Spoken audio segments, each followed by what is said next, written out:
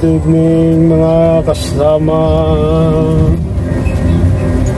Tayo'y nagtatrabaho ngayon, tulad pa rin ng dati. Tayo ay panggabi, mamayang alas 10 pa tayong lalabas.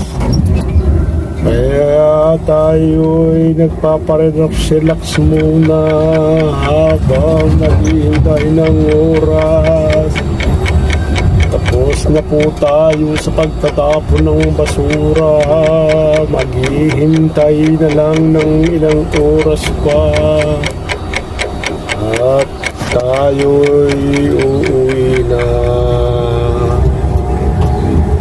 So bye bye mga kasama.